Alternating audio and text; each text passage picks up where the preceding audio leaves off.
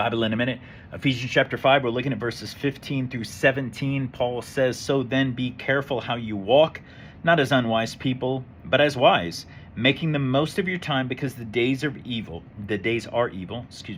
Verse 17, "Therefore do not be foolish, but understand what the will of the Lord is." So we're looking at steps to spiritual maturity, and we've covered the first three.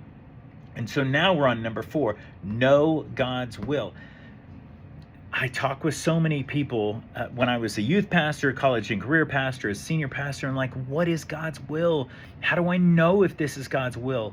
And so there's something I always pray, Lord, if this is your will, give me peace. If I'm about to step into this opportunity, this place, this job, whatever the case may be, give me your perfect peace. If it is not your will, take your peace away. And every single time I've prayed that prayer, God has answered that prayer. If it was his will, I had perfect peace. Even though I shouldn't have been at peace, even though there were so many unresolved issues about that situation, I had perfect peace. But if I was stepping into something and it was not his will, he would take that peace away, and I'd feel miserable about it. And I knew in that moment that it was not his will. Now, there are some times where it's a little harder to know. Last year, my family and I got orders to go to an Army base, and we were really excited because it was going to put me closer to some family. And so we were so excited. And so we reached out to a real estate agent. We found a house that we liked. We put a contract down on the house. I had orders to report in about 45 days. So we needed to get this stuff locked down and start the process as quickly as possible because I had to be there in a month and a half. And when I put the contract down, in my spirit, I just felt like the Lord say to me, wait.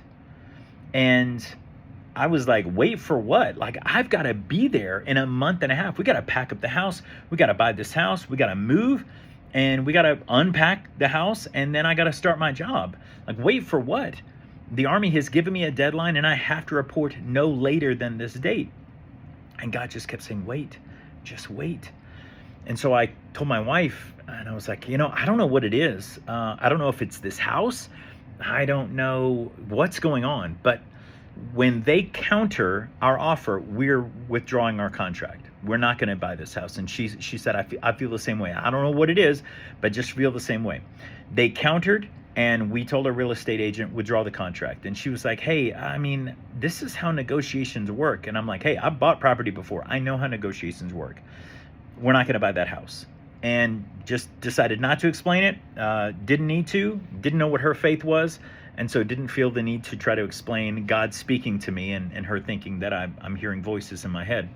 But we just kept praying. Okay, Lord, is there another house? What's going on? He just kept saying, wait, just wait. And then I think it was maybe a week or two later, I get a phone call from the person who manages my career, who determines where I go. And he says, hey, I got news. I can't send you to that place that I was going to send you.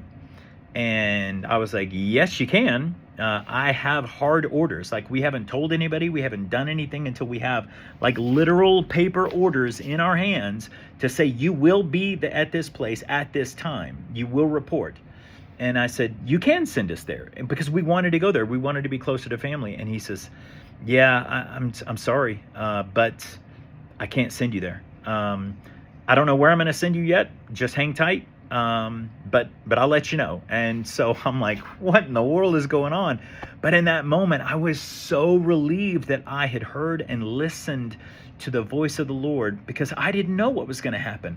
He did.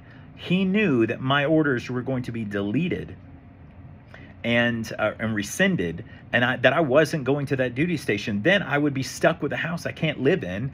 And I'd either try to sell it, which I'd lose money, or try to rent it out and not even be nearby. I'd be 10 plus hours away from that location to try to rent it out and deal with all the stuff that landlords have to deal with. And so I waited. And lo and behold, about 2 weeks after that, I get a phone call from the same guy saying, okay, we're actually not going to move you. You're going to stay at the same duty station you're currently at.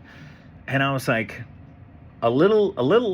I wasn't entirely happy at the moment, because we were very emotionally ready to go.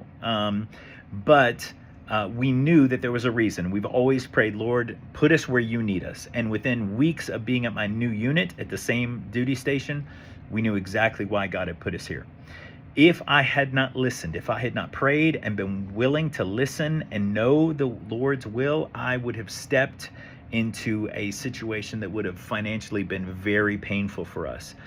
So we've got to know what God's will is. Sometimes he reveals that from his word. Sometimes he reveals that to us in our prayers.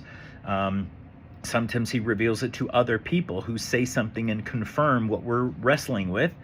And we just need a little confirmation that God is saying, yes, I am speaking to you. Yes, you are doing this. So we can know what God's will is if we're willing to listen to his voice and obey. Obey. I could have tried to rationalize and said, that's kind of crazy. I'm going to still buy this house. And man, that would have been painful. But I listened, I obeyed, got out of that contract, thankfully, and didn't buy a house because I wasn't moving there. So that is Ephesians chapter 5, verses 15 through 17. Know God's will. And you can, I promise.